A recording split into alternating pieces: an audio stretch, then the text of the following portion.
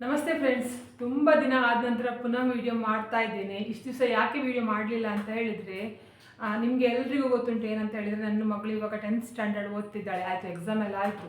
ಅವಳು ಎಕ್ಸಾಮ್ ಇರುವಾಗ ನನಗೆ ವಿಡಿಯೋ ಮಾಡಿಕೊಂಡು ಕೂತ್ಕೊಳ್ಳಿಕ್ಕೆ ಆಗ್ತಾ ಇರಲಿಲ್ಲ. ಅಂದರೆ ಅವರು ಓದ್ತಾ ಇರಬೇಕಾದ್ರೆ ನಾವು ವಿಡಿಯೋ ಮಾಡಿ ಅವರಿಗೆ ಉಪದ್ರ ಕೊಡಬಾರ್ದು ಅಂತ ಹೇಳ್ಕೊಂಡು ಇಷ್ಟು ದಿವಸ ನಾನು ವಿಡಿಯೋ ಮಾಡಲಿಕ್ಕೆ ಹೋಗಲಿಲ್ಲ. ಮತ್ತು ವಿಡಿಯೋ ಮಾಡುವಾಗ ಏನಾಗುತ್ತೆ ಅಂತ ಹೇಳಿದರೆ, ನಾವು ಮೊಬೈಲ್ ಹಿಡ್ಕೊಂಡೇ ಇರಬೇಕಲ್ಲ, ಎಡಿಟ್ ಎಲ್ಲ ಮಾಡಬೇಕಾಗುತ್ತೆ, ತುಂಬ ಟೈಮ್ ತೊಗೊಳುತ್ತೆ. ನಾವು ಮೊಬೈಲ್ ಹಿಡ್ಕೊಂಡು ಕೂತ್ಕೊಂಡ್ರೆ ಮಕ್ಕಳಿಗೆ ಕೂಡ ಎಂತ ಅನಿಸ್ತದೆ ಅಂತ ಹೇಳಿದರೆ, ಓದುವುದು ಬಿಟ್ಕೊಂಡು ಅವರು ಕೂಡ ಮೊಬೈಲ್ ನೋಡುವ ಅಂತ ಹೇಳ್ಕೊಂಡು ಎಣಿಸ್ತಲ್ಲ. ಆ ಕಾರಣದಿಂದ ನಾನು ಕೂಡ ಮೊಬೈಲನ್ನು ಯೂಸ್ ಮಾಡಲಿಲ್ಲ, ಅವರಿಗೂ ಕೂಡ ಕೊಡಲಿಲ್ಲ. ಆ ಕಾರಣದಿಂದ ನಾನು ಇಷ್ಟು ದಿವಸ ವಿಡಿಯೋ ಮಾಡಲಿಕ್ಕೆ ಆಗಲಿಲ್ಲ. ನೋಡಿ, ನಾನು ಮುಂಚೆ ಒಂದು ವಿಡಿಯೋ ಮಾಡಿದ್ದೆ. ಆ ವಿಡಿಯೋದಲ್ಲಿ ಏನಂತ ಹೇಳಿದರೆ, ಜಿರಳೆಗಳ ಬಗ್ಗೆ ಹೇಳಿದ್ದೆ. ಆಯಿತಾ, ದೊಡ್ಡ ಜಿರಳೆ ಬಂದರೆ ಅದು ಮಾಮೂಲಿ ಎಲ್ಲರ ಮನೆಯಲ್ಲಿ ಬರುತ್ತೆ. ಆದರೆ ಈ ಪುಟ್ಟ ಪುಟ್ಟ ಜಿರಳೆಗಳುಂಟಲ್ಲ, ಅದು ನಿಮ್ಮ ಮನೆಯಲ್ಲಿ ಬಂದು ಸೇರಿಕೊಂಡಿದೆ ಅಂತ ಹೇಳಿದರೆ, ಅದು ಮನೆಗೆ ರಾಹು, ಕೇತು, ಶನಿ ಎಲ್ಲದೂ ಬಂದು ಸೇರಿಕೊಂಡ ಹಾಗೆ ಅಂತ ಹೇಳ್ಕೊಂಡು ಹೇಳಿದೆ. ಅದು ನೀವು ಏನು ಮಾಡಿದರೂ ಕೂಡ ಹೋಗುವುದಿಲ್ಲ ಅಂತ ಹೇಳ್ಕೊಂಡು ಕೂಡ ಹೇಳಿದ್ದೆ. ಆಯಿತಾ, ಅದಕ್ಕೆ ತುಂಬ ಜನ ಏನಂತ ಹೇಳಿದ್ರು ಅಂತ ಹೇಳಿದರೆ, ಹೇಗಾದರೂ ಮಾಡಿ ಆ ಜಿರಳೆಗಳನ್ನು ಹೊರಗಡೆ ಹಾಕಬೇಕು, ಹೊರಗೆ ಹೋಗುವ ಹಾಗೆ ಮಾಡಬೇಕು. ನಾವು ಎಷ್ಟು ಸ್ಪ್ರೇ ತೊಗೊಂಬಂದು ಹೊಡೆದಿದ್ದೇವೆ, ಎಷ್ಟು ಲೀಟರ್ಗಟ್ಟಲೆ ಸ್ಪ್ರೇ ತೊಗೊಂಬಂದು ಹೊಡೆದ್ರೂ ಕೂಡ ಅದು ಹೋಗ್ತಾ ಇಲ್ಲ, ಜಿರಳೆಗಳು ಸಾಯ್ತಾ ಇಲ್ಲ, ಪುನಃ ಪುನಃ ಬರ್ತಾ ಇದೆ. ನಾವು ದುಡಿದ ದುಡ್ಡೆಲ್ಲ ಕಾಕ್ರೋಚ್ ಸ್ಪ್ರೇಗಳಿಗೆ ಹಾಕೋದೇ ಆಯಿತು ಅಂತ ಹೇಳ್ಕೊಂಡು ತುಂಬ ಜನ ಕಮೆಂಟ್ ಮಾಡಿದರು. ಇವಾಗ ನಾನು ನಿಮಗೆ 1 ರೂಪಾಯಿ ಕೂಡ ಖರ್ಚು ಮಾಡದೆ ಆ ಕಾಕ್ರೋಚ್, ಅಂದರೆ ಚಿಕ್ಕ ಚಿಕ್ಕ ಜಿರಳೆಗಳು ಉಂಟಲ್ಲ, ದೊಡ್ಡ ಜಿರಳೆಯನ್ನು ನೀವು ಆರಾಮಾಗಿ ಓಡಿಸ್ಬೋದು, ಆದರೆ ಚಿಕ್ಕ ಚಿಕ್ಕ ಜಿರಳೆ ಉಂಟಲ್ಲ, ಅದನ್ನು ಹೇಗೆ ಓಡಿಸುವುದು ಅಂತ ಹೇಳ್ಕೊಂಡು ಹೇಳ್ತೇನೆ. ಅದು ನೋಡಿ, ಇದನ್ನು ಮಾಡಿದರೆ 100% ಈ ಚಿಕ್ಕ ಜಿರಳೆ ನಿಮ್ಮ ಮನೆಯಿಂದ ಹೊರಗೆ ಹೋಗುತ್ತೆ ಅಥವಾ ಸಾಯುತ್ತೆ. ನಾನು ಕೂಡ ಇದನ್ನು ಮಾಡಿದ್ದೇನೆ. ಒಂದು ಸಲ ನಮ್ಮ ಮನೆಗೂ ಕೂಡ ಅಂದರೆ ಈ ಥರದ್ದು ಕಾಕ್ರೋಚ್ ಸಮಸ್ಯೆ ಬಂದಿತ್ತು. ರಾತ್ರಿ ಇಡೀ ನಿದ್ರೆ ಮಾಡಲಿಕ್ಕೆ ಇಲ್ಲ. ಯಾಕಂತ ಹೇಳಿದರೆ, ಅದು ಬೆಳಿಗ್ಗೆ ಹೊತ್ತು ಕಣ್ಣಿಗೆ ಕಾಣಿಸಿಲ್ಲ ಅಂತ ಹೇಳಿದ್ರು, ರಾತ್ರಿ ಇಡೀ ಮನೆಯೆಲ್ಲ ಓಡಾಡ್ತಾ ಇರ್ತದೆ. ಅದನ್ನು ನೋಡುವಾಗನೇ ಒಂಥರ ಅಸಹ್ಯ. ಆಯಿತಾ, ಅದಕ್ಕೆ ಉಂಟಲ್ಲ, ತುಂಬ ಸ್ಪ್ರೇ ಹಾಕಿದ್ದೇನೆ ನಾನು ಕೂಡ. ಆಯಿತಾ, ಎಷ್ಟು ಸ್ಪ್ರೇ ತಂದು ಹಾಕಿದ್ದೇನೆ ಅಂತ ಹೇಳಿದರೆ ಅದು ಲೆಕ್ಕಕ್ಕೆ ಇಲ್ಲ. ಅದು ಎಷ್ಟು ಹಾಕಿದರೂ ಕೂಡ ಅದು ಸಾಯಲಿಲ್ಲ, ಅದು ಸತ್ತ ಹಾಗೆ ಕಾಣಿಸ್ತಾ ಉಂಟು. ಆಮೇಲೆ ಸ್ವಲ್ಪ ದಿವಸ ಆದ ನಂತರ ಪುನಃ ಅಷ್ಟೇ ಆಗ್ತಾ ಇತ್ತು, ರಾಶಿ ರಾಶಿ. ನನಗೆ ಎಣಿಸ್ತಾ ಇತ್ತು, ಇದು ಇಷ್ಟು ಕಾಕ್ರೋಚ್ ಎಲ್ಲಿಂದ ಬರ್ತಾ ಉಂಟು ಅಂತ ಹೇಳ್ಕೊಂಡು. ಅಷ್ಟು ರಾಶಿ ರಾಶಿ ಆಗಿತ್ತು. ಅದರ ಜೊತೆಗೆ ಏನಂತ ಹೇಳಿದರೆ, ನಮಗೆ ಅದು ಎಲ್ಲಿಂದ ಬಂತು ಅಂತ ಹೇಳ್ಕೊಂಡು ಕೂಡ ಗೊತ್ತಿಲ್ಲ. ಈ ದೊಡ್ಡ ದೊಡ್ಡ ಕಾಕ್ರೋಚ್ ಆದರೂ ನಾವು ಟಾಯ್ಲೆಟ್ದು ಅದರಿಂದೆಲ್ಲ ಬರ್ತದೆ ಅಂತ ಹೇಳ್ಕೊಂಡು ಹೇಳ್ಬೋದು, ಅದರ ಸಿಂಕ್ದು ಪೈಪಿಂದ. ಈ ಚಿಕ್ಕ ಚಿಕ್ಕ ಜಿರಳೆಗಳು ಎಲ್ಲಿಂದ ಬಂತು ಅಂತ ಹೇಳ್ಕೊಂಡು ಕೂಡ ಗೊತ್ತಿಲ್ಲ.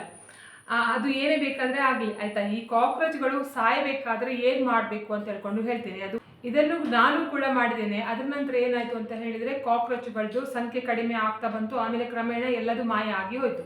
ಆಯಿತಾ, ಏನು ಮಾಡಬೇಕು ಅಂತ ಹೇಳಿದರೆ, ನೀವು ಕಾಕ್ರೋಚ್ದು ಫಸ್ಟ್ ನೋಡ್ಕೊಳ್ಬೇಕು ಏನಂತ ಹೇಳಿದರೆ, ಈ ಪುಟ್ಟ ಪುಟ್ಟ ಕಾಕ್ರೋಚ್ಗಳುಂಟಲ್ಲ, ಅದು ಜಾಸ್ತಿಯಾಗಿ ಏನಂತ ಹೇಳಿದರೆ ಅಡಿಗೆ ಮನೆಯಲ್ಲಿ ಇರ್ತದೆ, ಇಲ್ಲ ಅಂತ ಹೇಳಿದರೆ ನಿಮ್ಮದು ಬಾತ್ರೂಮಲ್ಲಿ ಇರುತ್ತೆ. ಮತ್ತು ಮಂಚದ ಕೆಳಗಡೆ, ಅಂದರೆ ನೀವು ತಿಗಣೆಗಳೆಲ್ಲ ಸೇರ್ಕೊಳ್ತದೆ ನೋಡಿ, ತಿಗಣೆ ಗೊತ್ತುಂಟಲ್ಲ ನಿಮಗೆ, ಕೆಲವರ ಮನೆಯಲ್ಲೆಲ್ಲ ಇರ್ತದೆ. ಆ ತಿಗಣೆ ಹೇಗೆ ನೋಡಿ, ಮಂಚದ ಸಂದಿಯಲ್ಲಿ ಮತ್ತು ಸ್ವಲ್ಪ ಜಾಗ, ಸಂದಿ ಜಾಗ ಇರ್ತದೆ ನೋಡಿ, ಅಂತಹ ಜಾಗದಲ್ಲಿ ಹೋಗಿ ಸೇರ್ಕೊಳ್ತದೆ ನೋಡಿ. ಅಂದರೆ ಸ್ವಲ್ಪ ಗೋಡೆಯಲ್ಲಿ ಸ್ವಲ್ಪ ಬಿರುಕಿದ್ರೆ ಗೋಡೆಯ ಬಿರುಕಿನ ಮಧ್ಯೆ ಹೋಗೋದು, ಅಥವಾ ನಿಮ್ಮದು ಸೋಫಾ ಆಗಲಿ ಕಾಟ್ ಆಗಲಿ ಅದರಲ್ಲಿ ಸ್ವಲ್ಪ ಬಿರುಕಿದ್ರೆ ಅದರ ಸಂದಿಗೆ ಹೋಗಿ ಸೇರ್ಕೊಳ್ಳೋದು, ಹಾಗೆಲ್ಲ ಮಾಡ್ತದೆ ನೋಡಿ. ಅದೇ ರೀತಿ ಸೇಮ್ ಈ ಕಾಕ್ರೋಚ್ಗಳು ಕೂಡ, ಈ ಪುಟ್ಟ ಪುಟ್ಟ ಕಾಕ್ರೋಚ್ಗಳು ಕೂಡ ಏನು ಮಾಡುತ್ತೆ ಅಂತ ಹೇಳಿದ್ರೆ, ಎಲ್ಲಿ ಸ್ವಲ್ಪ ಸ್ವಲ್ಪ ಸಂದಿ ಉಂಟು ನೋಡಿ, ಅಂತಹ ಜಾಗದಲ್ಲಿ ಹೋಗಿ ಕೂತ್ಕೊಳ್ತದೆ. ಆಯಿತಾ, ನೀವು ಏನು ಮಾಡ್ತೀರ ಅಂತ ಹೇಳಿದ್ರೆ, ಅಡುಗೆ ಮನೆಯಲ್ಲಿ ಉಂಟಲ್ಲ, ಅಡುಗೆ ಮನೆಯಲ್ಲಿ ಏನಾಗುತ್ತೆ ಅಂತ ಹೇಳಿದರೆ, ನಿಮಗೆ ಬೆಳಿಗ್ಗೆ ಕಣ್ಣಿಗೆ ಕಾಣಿಸ್ತಾ ಇರೋದಿಲ್ಲ. ನೀವು ಅದರದ್ದು ಸೆಲ್ಫ್ ಇರುತ್ತಲ್ಲ, ಆ ಸೆಲ್ಫಿದು ಸೈಡಲ್ಲಿ ಇರ್ತದೆ, ಅಥವಾ ನಿಮ್ಮದು ಬಾತ್ರೂಮಲ್ಲಿ ಕೂಡ ಅಷ್ಟೇ ಸಂದಿ ಇರ್ತದೆ ನೋಡಿ, ಆ ಜಾಗದಲ್ಲಿ ಇರುತ್ತೆ. ಇಡೀ ಮನೆಯಲ್ಲಿ ಕೂಡ ಹಾಗೆ ಎಲ್ಲಿ ಸಂದಿ ಜಾಗ ಸಿಗ್ತದೆ ನೋಡಿ, ಅಂತಹ ಜಾಗದಲ್ಲಿ ಇದಿರುವುದು. ಆವಾಗ ನೀವು ಏನು ಮಾಡಬೇಕು ಅಂತ ಹೇಳಿದರೆ, ಆದ್ರಿಂದ ನೀವು ಈಗಲೇ ಹೋಗಿ ನೋಡಿ, ನಿಮ್ಮ ಮನೆಯ ಕಿಟಕಿಯನ್ನು ಒಂದು ಸಲ ಓಪನ್ ಮಾಡಿ, ಕಿಟಕಿ ಸಂದಿಯಲ್ಲಿ ಉಂಟಾ, ಅಥವಾ ನಿಮ್ಮದು ಅಡುಗೆ ಮನೆಯದು ಸೆಲ್ಫ್ ಇರ್ತಲ್ಲ, ಆ ಸೆಲ್ಫಲ್ಲಿ ಸ್ವಲ್ಪ ಜಾಗ ಇದ್ದರೂ ಓಪನ್ ಇದ್ದರೆ ಆ ಜಾಗದಲ್ಲಿ ಉಂಟಾ. ನಿಮ್ಮದು ಸಿಲಿಂಡರ್, ತುಂಬ ಜನರಿಗೆ ಇದು ಪ್ರಾಬ್ಲಮ್ ಆಗಿದೆ ಏನಂತ ಹೇಳಿದರೆ, ಒಬ್ಬರ ಮನೆಯಿಂದ ಒಬ್ಬರಿಗೆ ಸಿಲಿಂಡರ್ ತೊಗೊಂಬರ್ತಾರಲ್ಲ, ಈ ಚಿಕ್ಕ ಚಿಕ್ಕ ಕಾಕ್ರೋಚ್ ಇರುವ ಮನೆಯಿಂದ ಉಂಟಲ್ಲ, ಸಿಲಿಂಡರ್ ಹಿಡ್ಕೊಂಬರುವಾಗ ಅವರು ನೋಡಿ ತರೋದಿಲ್ಲ, ಹೀಗೆ ತರ್ತಾರಲ್ಲ, ಆವಾಗ ಏನಾಗುತ್ತೆ ಅಂತ ಹೇಳಿದರೆ, ಒಬ್ಬರ ಮನೆಯಿಂದ ಒಬ್ಬರ ಮನೆಗೆ ಬರ್ತಾ ಇರ್ತದೆ. ಅಂದರೆ ಫುಲ್ ಸಿಲಿಂಡರ್ ಜೊತೆಗೆ ಇವರು ಖಾಲಿ ಸಿಲಿಂಡರ್ ಕೂಡ ಇಟ್ಟಿರ್ತಾರಲ್ವಾ, ಅಂತ ತಗೊಂಡು ಹೋಗುವಾಗ ಆ ಖಾಲಿ ಸಿಲಿಂಡರಲ್ಲಿ ಇದ್ದ ಕಾಕ್ರೋಚ್ ಉಂಟಲ್ಲ, ಇದು ಫುಲ್ ಸಿಲಿಂಡರ್ದು ಉಂಟಲ್ಲ, ಅದು ಕೆಳಗಡೆ ಉಂಟಲ್ಲ, ಆ ಜಾಗದಲ್ಲಿ ಬಂದು ಸೇರ್ಕೊಳ್ತದೆ. ಹಾಗೆ ತುಂಬ ಜನರ ಮನೆಗೆ ಈ ಪ್ರಾಬ್ಲಮ್ ಬಂದಿದೆ. ಇವಾಗ ಸಿಲಿಂಡರ್ ಪ್ರಾಬ್ಲಮ್ ಉಂಟು, ಆದರೂ ಕೂಡ ನೀವು ಸಿಲಿಂಡರ್ ತರುವಾಗ ಒಂದು ಸಲ ಕೆಳಗಡೆಯಿಂದ ನೋಡಿ ಏನಂತ ಹೇಳಿದ್ರೆ, ಚಿಕ್ಕ ಚಿಕ್ಕ ಕಾಕ್ರೋಚ್ ಉಂಟಾ ಅಂತ ಹೇಳ್ಕೊಂಡು ಮನೆ ಒಳಗಡೆ ತರುವುದಕ್ಕಿಂತ ಮುಂಚೆ ಹೊರಗಡೆ ಸಾಯಿಸಿದರೆ ಉತ್ತಮ. ಆದ್ದರಿಂದ ಹೇಳ್ತಾ ಹೇಳೋದು, ಒಂದು ಸಲ ಮನೆ ಒಳಗಡೆ ಬಂತು ಅಂತ ಹೇಳಿದರೆ ಅದು ಒಂದು ಇದ್ರೂ ಸಾಕಾಗ್ತದೆ, 1000 ಆಗ್ತದೆ. ಆದ್ದರಿಂದ ಇದೊಂದು ಜಾಗ್ರತೆ ಮಾಡಿ. ಎರಡನೇದು ಏನು ಮಾಡಬೇಕು ಅಂತ ಹೇಳಿದರೆ, ನಿಮಗೆ ಎಲ್ಲರ ಮನೆಯಲ್ಲಿ ಈ ಥರದೊಂದು ಸ್ಪ್ರೇ ಬಾಟಲ್ ಸಿಗ್ತದೆ, ನೀವು ಯಾವುದಕ್ಕಾದ್ರೂ ಯೂಸ್ ಮಾಡಿರ್ತೀರ. ಆಯಿತಾ. ಈ ಥರದ್ದು ಸ್ಪ್ರೇ ಬಾಟಲ್ ಒಂದು ಇದಕ್ಕೆ ಬೇಕಾಗುತ್ತೆ. ಯಾಕೆ ಅಂತ ಹೇಳ್ಕೊಂಡು ಕೂಡ ಹೇಳ್ತೇನೆ, ಈ ಥರದೊಂದು ಸ್ಪ್ರೇ ಬಾಟ್ಲು ನೀವು ಬೇರೆ ಯಾವುದಕ್ಕಾದ್ರೂ ಯೂಸ್ ಮಾಡ್ಕೊಂಡಿದ್ರೆ ಆಯ್ತಾ, ಅಂದರೆ ಟಾಯ್ಲೆಟ್ ಕ್ಲೀನ್ ಮಾಡಲಿಕ್ಕಾಗಲಿ ಅಥವಾ ಗ್ಲಾಸ್ ಕ್ಲೀನ್ ಮಾಡಲಿಕ್ಕಾಗಲಿ. ಇನ್ನು ಕೆಲವರು ಏನು ಮಾಡ್ತಾರೆ ಅಂತ ಹೇಳಿದ್ರೆ ಗಿಡಗಳಿಗೆ ನೀರು ಹಾಕ್ಲಿಕ್ಕೋಸ್ಕರ ಅಂದರೆ ಸ್ಪ್ರೇ ಮಾಡಲಿಕ್ಕೋಸ್ಕರ ಎಲ್ಲ ಇಟ್ಕೊಂಡಿರ್ತಾರೆ ಆಯಿತಾ. ಈ ಥರದ್ದು ನಿಮಗೆ ಬಾಟಲ್ ಬೇಕು ಈ ಕೆಲಸ ಮಾಡಲಿಕ್ಕೆ. ಏನು ಮಾಡಬೇಕು ಅಂತ ಹೇಳಿದರೆ, ಒಂದು ಬಾಟಲಲ್ಲಿ ಈ ಥರದ್ದು ಬಾಟಲ್ ಉಂಟಲ್ಲ ಅದರಲ್ಲಿ ಫುಲ್ ನೀರು ತೊಗೊಳ್ಳಿ ಆಯಿತಾ. ನೀರು ತೊಗೊಂಡು ಏನು ಮಾಡಬೇಕು ಅಂತ ಹೇಳಿದ್ರೆ ಅದಕ್ಕೆ ತುಂಬ ಉಪ್ಪು ಹಾಕಿ, ಕಲ್ಲುಪ್ಪು ಬೇಕಾದರೂ ಹಾಕ್ಬೋದು, ನೀವು ಪುಡಿ ಉಪ್ಪು ಬೇಕಾದರೆ ಹಾಕ್ಬೋದು. ಜಾಸ್ತಿ ಉಪ್ಪು ಹಾಕಬೇಕು ಅದಕ್ಕೆ ಆಯಿತಾ, ಆ ನೀರಿಗೆ. ಆವಾಗ ಏನಾಗುತ್ತೆ ಅಂತ ಹೇಳಿದ್ರೆ ಆ ನೀರು ದಪ್ಪ ಆಗುತ್ತಲ್ವಾ. ಅದ್ರ ನಂತರ ಏನು ಮಾಡಬೇಕು ಅಂತ ಹೇಳಿದ್ರೆ ಅದಕ್ಕೆ ಕರ್ಪೂರವನ್ನು ಹಾಕಿ, ಕರ್ಪೂರ ಹಾಕಿ ಉಂಟಲ್ಲ ಏನು ಮಾಡಿ ಅಂತ ಹೇಳಿದ್ರೆ ಅದು ಸರಿ ಕರಗುವ ಹಾಗೆ ನೋಡ್ಕೊಳ್ಳಿ. ಸರಿ ಕರಗಿ ಹೋಗ್ತದಲ್ವಾ, ಆವಾಗ ಏನು ಮಾಡಬೇಕು ಅಂತ ಹೇಳಿದ್ರೆ ನೀವು ಕಾಕ್ರೋಚ್, ನಾನು ಹೇಳಿದೆ ನೋಡಿ ಸಂದಿಯಲ್ಲಿ ಇರ್ತದೆ ಅಂತ, ಆ ಸಂದಿಗೆ ಹೋಗಿ ಇದನ್ನು ಸ್ಪ್ರೇ ಮಾಡಬೇಕು ನೋಡಿ. ಈ ಥರ ಸ್ಪ್ರೇ ಮಾಡಿದರೆ ಆಯಿತು. ಆವಾಗ ಏನಾಗುತ್ತೆ ಅಂತ ಹೇಳಿದ್ರೆ ಅದರಲ್ಲಿರುವ ಕಾಕ್ರೋಚ್ಗಳೆಲ್ಲ ಸಾಯ್ತದೆ. ಅಂದರೆ ನೀವು ತುಂಬ ಉಪ್ಪು ಹಾಕಿದ್ದೀರಾ ನೋಡಿ, ಆದ್ರಿಂದ ಉಂಟಲ್ಲ ಅದು ಉಪ್ಪನ್ನು ತಡೆಯೋದಿಲ್ಲ. ಮತ್ತೆ ಈ ಚಿಕ್ಕ ಚಿಕ್ಕ ಕಾಕ್ರೋಚ್ಗಳು ಏನಾಗುತ್ತೆ ಅಂತ ಹೇಳಿದ್ರೆ, ದೊಡ್ಡ ಕಾಕ್ರೋಚ್ ನೀರಿಗೆ ಹಾಕಿದ್ರೆ ನೀರಿಂದ ಹೊರಗಡೆ ಬರುತ್ತೆ. ಆದರೆ ಈ ಪುಟ್ಟ ಕಾಕ್ರೋಚ್ಗಳು ಏನಾಗುತ್ತೆ ಅಂತ ಹೇಳಿದ್ರೆ ನೀವು ನೀರಿಗೆ ಹಾಕಿದ್ರೆ ನೀರಿಂದ ಅದು ಬದುಕಿ ಬರುವುದಿಲ್ಲ, ಸಾಯ್ತದೆ. ಆದ್ರಿಂದ ನಿಮಗೆ ಉಂಟಲ್ಲ ಅದು ನೀರು ಮತ್ತೆ ಉಪ್ಪು ಜೊತೆಗೆ ಕರ್ಪೂರ, ಅದನ್ನು ಮೂರನ್ನು ಕೂಡ ಮಿಕ್ಸ್ ಮಾಡಿ ಸ್ಪ್ರೇ ಮಾಡಿದ್ರೆ ನೋಡಿ ಖಂಡಿತ ನಿಮಗೆ ಹೋಗುತ್ತೆ ನೋಡಿ. ಇದಕ್ಕೆ ಜಾಸ್ತಿ ಹಣ ಖರ್ಚಾಗೋದಿಲ್ಲ. ನೀವು ಸ್ಪ್ರೇ ಹಾಕಿದ್ರು ನೋಡಿ ಎಷ್ಟು ಬೇಕಾದರೆ ಸ್ಪ್ರೇ ಮಾಡ್ಬೋದು, ಏನು ಕೂಡ ಕೆಮಿಕಲ್ ಕೂಡ ಇಲ್ಲ ಅಲ್ವಾ. ಆದ್ದರಿಂದ ನಿಮ್ಮದು ಯಾವುದಾದ್ರೂ ಫುಡ್ಡಿಗೆ ತಾಗಿದ್ರು ಕೂಡ ಏನು ಪ್ರಾಬ್ಲಮ್ ಆಗೋದಿಲ್ಲ. ನೀವು ಕಾಕ್ರೋಚ್ ಸ್ಪ್ರೇ ಉಂಟಲ್ಲ, ಸ್ಪ್ರೇ ತಗೊಬಂದು ಸ್ಪ್ರೇ ಮಾಡಿದ್ರೆ ಏನಾಗುತ್ತೆ ಅಂತ ಹೇಳಿದ್ರೆ ಕೆಲವರಿಗೆ ಅದರದ್ದು ಸ್ಮೆಲ್ ಆಗೋದಿಲ್ಲ. ಮನೆಯಲ್ಲಿ ಪುಟ್ಟ ಮಕ್ಕಳಿದ್ರೆ, ಅಸ್ತಮ ಇರುವವರಿದ್ದರೆ ಅವರಿಗೆಲ್ಲ ಆಗೋದಿಲ್ಲ. ಮತ್ತು ನಮ್ಮದು ಫುಡ್ಡಲ್ಲಿ ಗೊತ್ತಿಲ್ಲದೆ ಎಲ್ಲಾದರೂ ಬಿದ್ದರೆ ಅಕಸ್ಮಾತ್ ನಮಗೆ ಅದು ತಿಂದರೆ ನಮಗೆ ಕೂಡ ಪಾಯ್ಸನ್ ಅದಲ್ವಾ, ಅದರಿಂದ ಏನಾದರೂ ಪ್ರಾಬ್ಲಮ್ ಆಗುತ್ತೆ. ಇದರಿಂದ ಏನು ಕೂಡ ಪ್ರಾಬ್ಲಮ್ ಆಗೋದಿಲ್ಲ. ಮತ್ತು 100% ಜಿಲ್ಲೆ ನಿಮ್ಮ ಎದುರುಗಡೆನೇ ಬಂದು ಸಾಯ್ದು ನೀವು ಕಣ್ಣಾರೆ ನೋಡ್ತೀರಾ. ಇದಕ್ಕೆ ನಾನು 100% ಗ್ಯಾರಂಟಿ ಕೊಡ್ತೇನೆ. ಯಾಕಂತ ಹೇಳಿದ್ರೆ ನಾನು ಕೂಡ ಇದನ್ನೇ ಮಾಡಿದ್ದೇನೆ, ಆದ್ದರಿಂದ ನೀವು ಕೂಡ ಮಾಡಿ ಅಂತ ಹೇಳ್ತೇನೆ. ಇವಾಗ ಎರಡನೇದು ಏನಂತ ಹೇಳಿದ್ರೆ, ತುಂಬಾ ಜನರಿಗೆ ಗೊತ್ತಿರೋದಿಲ್ಲ ಕಾಕ್ರೋಚ್ ಎಲ್ಲಿ ಇರ್ತದೆ ಅಂತ ಹೇಳ್ಕೊಂಡು. ರಾತ್ರಿ ಸಮಯದಲ್ಲಲ್ವಾ ಇದೆಲ್ಲ ಓಡಾಡೋದು. ರಾತ್ರಿ ಸಮಯದಲ್ಲಿ ಓಡಾಡುವಾಗ ಏನು ಮಾಡಿ ಅಂತ ಹೇಳಿದ್ರೆ, ನಾನು ಹೇಳಿದೆ ನೋಡಿ ಸ್ಪ್ರೇ ಇದು ಬಾಟಲಲ್ಲಿ ನೀರು ಹಾಕಿ ಉಪ್ಪು ಹಾಕಿ ಮಾಡ್ಲಿಕ್ಕೆ ಹೇಳಿದೆ ನೋಡಿ. ನೀವು ನೆಲದಲ್ಲಿ ನೋಡಿ, ನೆಲದಲ್ಲೆಲ್ಲ ಆ ಕಡೆ ಈ ಕಡೆ ಓಡಾಡ್ತಾ ಇರ್ತಲ್ಲ, ಅದಕ್ಕೆಲ್ಲ ಸ್ಪ್ರೇ ಮಾಡ್ತಾ ಹೋಗಿ. ಸ್ಪ್ರೇ ಮಾಡ್ತಾ ಹೋದ್ರೆ ಏನಾಗುತ್ತೆ ಅಂತ ಹೇಳಿದ್ರೆ ಆ ಸ್ಪ್ರೇ ಮಾಡಿದ ಜಾಗದಲ್ಲಿ ಅದು ಪುನಃ ಬರುವುದಿಲ್ಲ, ಜಿರಳೆಗಳು ಬರುವುದಿಲ್ಲ. ಆದ್ದರಿಂದ ಇದೊಂದು ಕೆಲಸ ಮಾಡಿ. ಮತ್ತೊಂದು ಏನು ಮಾಡ್ಬೋದು ಅಂತ ಹೇಳಿದರೆ, ಕಹಿಬೇವಿನ ಎಲೆ ಬರುತ್ತೆ ನೋಡಿ, ಕಹಿಬೇವು, ಅದನ್ನು ತಗೊಬಂದು ಚಂದ ಮಾಡಿ ಒಣಗಿಸಿ ಅದನ್ನು ಪೌಡ್ರ್ ಮಾಡಿ ನಿಮ್ಮ ಮನೆಯ ಮೂಲೆ ಮೂಲೆಗೂ, ಅಂದರೆ ಅಡುಗೆ ಮನೆಯಲ್ಲಿ ಸೆಲ್ಫಲ್ಲಿ ಸಂದಿ ಉಂಟಲ್ಲ ಆ ಜಾಗದಲ್ಲಿ ಎಲ್ಲ ಕಡೆ ಹಾಕಿ. ಇದರದ್ದು ವಾಸನೆಗೂ ಕೂಡ, ಅಂದರೆ ಕಹಿಬೇವಿನ ವಾಸನೆಗೂ ಕೂಡ ಈ ಜಿರಳೆಗಳು ಬರುವುದಿಲ್ಲ. ಕರೆಂಟ್ ಹೋಯ್ತು ಹೋಗಲಿ ಬಿಡಿ, ನಾವು ಟಿಪ್ಸ್ ಹೇಳಲಿಕ್ಕೆ ಕರೆಂಟ್ ಬೇಕಂತ ಇಲ್ಲ ಆಯ್ತಾ. ನಾನು ಹೀಗೆ ಹೇಳ್ತೇನೆ ಏನೆಲ್ಲ ಮಾಡಬೇಕು ಅಂತ ಹೇಳ್ಕೊಂಡು. ಇವಾಗ ಮೂರನೇದು ಏನಂತ ಹೇಳಿದರೆ, ಮಂಚದಲ್ಲೆಲ್ಲ ಜಾಸ್ತಿ ಮಂಚದ ಸಂದಿಯಲ್ಲಿ ಅಥವಾ ಮರದ ಐಟಮ್ ಎಲ್ಲ ಇರ್ತದೆ ನೋಡಿ, ಆ ಜಾಗದಲ್ಲಿ ಬಿರುಕು ಬಿಟ್ಟಿರ್ತದೆ ನೋಡಿ, ಅಂತಹ ಜಾಗದಲ್ಲಿ ಕೂಡ ಇದಿರುತ್ತೆ. ಆವಾಗ ನೀವು ಏನು ಮಾಡ್ಬೋದು ಅಂತ ಹೇಳಿದರೆ, ಉಪ್ಪು ನೀರಿನ ಸ್ಪ್ರೇ ಮಾಡಿದರೆ ಏನಾಗುತ್ತೆ ಅಂತ ಹೇಳಿದರೆ ಅದು ಹಾಳಾಗುವ ಚಾನ್ಸಸ್ ಇರುತ್ತೆ. ಆದ್ದರಿಂದ ನೀವು ಏನು ಮಾಡ್ಬೋದು ಅಂತ ಹೇಳಿದರೆ, ಬಿಸಿ ನೀರು ಉಂಟಲ್ಲ, ಬೆಚ್ಚ ನೀರು ಇರ್ತದಲ್ಲ, ಸರಿ ಕುದಿ ಬರ್ತದೆ ನೋಡಿ, ಅಂತಹ ನೀರನ್ನು ತಗೊಂಡು ಏನು ಮಾಡಿ ಅಂತ ಹೇಳಿದರೆ ಇದಕ್ಕೆ ಆ ಜಾಗ, ಯಾವ ಜಾಗದಲ್ಲಿ ಜಿರಳೆಗಳುಂಟು ನೋಡಿ ಆ ಜಾಗದಲ್ಲಿ ಹಾಕಿದರೆ ಏನಾಗುತ್ತೆ ಅಂತ ಹೇಳಿದರೆ ಅದರದ್ದು ಮೊಟ್ಟೆ ಕೂಡ ಸೇರಿ ಅದು ನಾಶ ಆಗಿ ಹೋಗ್ತದೆ.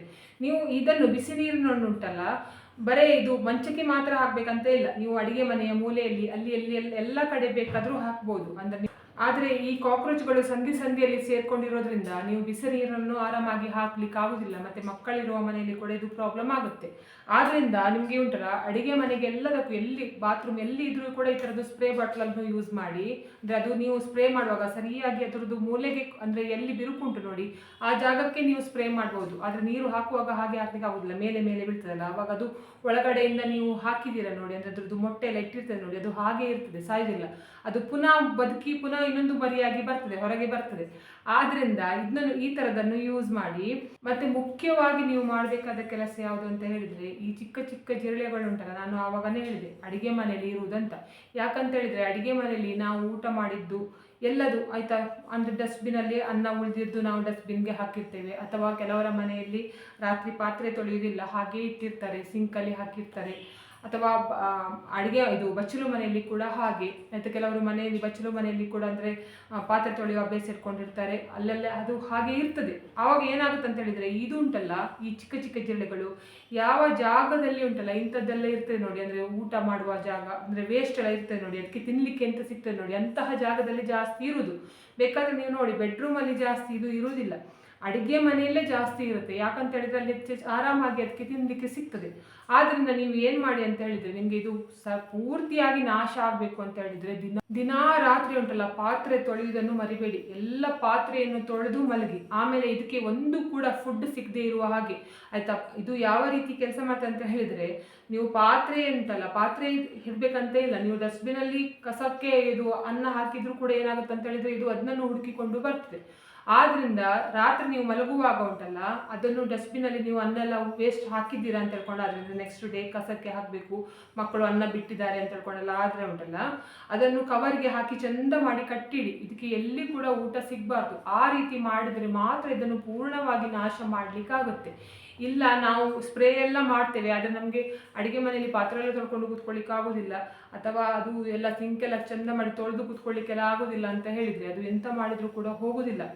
ನೀವು ಎಲ್ಲಿ ತಿಂಡಿ ಇರ್ತದೆ ನೋಡಿ, ಅದಕ್ಕೆ ತಿನ್ನಲಿಕ್ಕೆ ಸಿಗ್ತದೆ ನೋಡಿ, ಅಂತಹ ಜಾಗದಲ್ಲಿ ಇದು ಜಾಸ್ತಿ ಇರೋದ್ರಿಂದ ಇದೊಂದು ಕೆಲಸ ನೀವು ಮಾಡಲೇಬೇಕು. ನಿಮಗೆ ಪೂರ್ತಿಯಾಗಿ ಜಿರಳೆಗಳು ಹೋಗಬೇಕು ಅಂತ ಹೇಳ್ಕೊಂಡು. ಆದರೆ ಇನ್ನು ಕೆಲವರು ಮನೆ ಉಂಟಲ್ಲ, ತುಂಬ ಕ್ಲೀನ್ ಆಗಿರುತ್ತೆ, ಎಲ್ಲಿ ಕೂಡ ಗಲೀಜು ಇರುವುದಿಲ್ಲ, ಕ್ಲೀನ್ ಆಗಿರುತ್ತೆ, ಪಾತ್ರೆ ಕೂಡ ತೊಳಿತಾರೆ, ಎಲ್ಲದೂ ಮಾಡ್ತಾರೆ. ಆದರೆ ಈ ಥರದ್ದು ಜಿರಳೆ ಸಮಸ್ಯೆ ಜಾಸ್ತಿ ಉಂಟು ಅಂತ ಹೇಳ್ಕೊಂಡಾದರೆ ನಿಮಗೆ ಪಿತ್ರದೋಷ ಇದೆಯಾ ಅಂತ ಹೇಳ್ಕೊಂಡು ನೋಡಿ.